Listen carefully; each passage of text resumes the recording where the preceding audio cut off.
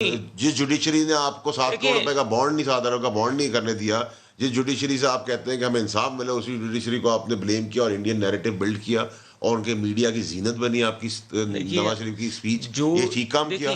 आप मानते हैं, आज भी नहीं राजे साहब ने कहा कि मैं मनोमन मानता हूं जो मेरे लीडर ने बातें की है, अभी टीवी के ऊपर हेडलाइन मैं तो कह रहा हूं, मैं तो कह रहा हूं कि मैं मनोमन मानता हूं, लेकिन मैं ये बात कर रहा हूँ फौज के खिलाफ और हदिया के खिलाफ ये मानते हैं, बातें हुई। देखिए मैं ये नहीं बात कर रहा, वो एक बात करते हैं कि वो नहीं बात कर रहे, देखिए हमीदुर रहमान कमीशन रिपोर्ट की अगर बात है, वो पाकिस्तान की अदलिया मानती है।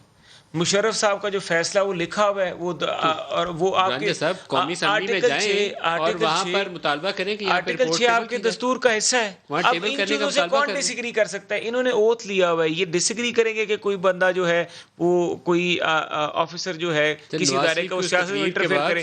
अगर ये डिसएग्री करेंगे, ये अपने ओथ की खिलाफवर्जी करेंगे। शहबाज शरीफ चाहें तो कौमी असेंबली में जाके मुतालबा कर सकते हैं कि रिपोर्ट यहाँ टेबल की। नदीम मलिक साहब एक और सवाल कर रहे हैं, ये कह रहे हैं हम स्ट्रीट पे आएंगे, ये 35 अपने एमएलए तो जमा नहीं कर सकते असेंबली के अंदर, ये स्ट्रीट में बंदे कहां से लाएंगे? पूछे नहीं, ये सवाल तो मेन ये है। 20 इनके भी नहीं थे, इनसे पूछा है कि इनके 20 किधर? आप तो रजामंदी से गायब हुए। और मजे की बात ये है कि जो ये रजामंदी से नहीं, जो इनके 20 जो नहीं तसल्ली थी ना उन्हें कि आपने नंबर नहीं लाया। और मजे दिलचस्प बात ये है कि इनके अगर उन्हें शिकस्त का खौफ होता तो अपने 20 बंदे पूरे कर लेते। इनके मेंबरान इतने डिसओरिएंट हो चुके हैं कि डीसीओ के फोन करने से, कमिश्नर के फोन करने से, सीएम हाउस के फोन करने से भी वो नहीं जाते।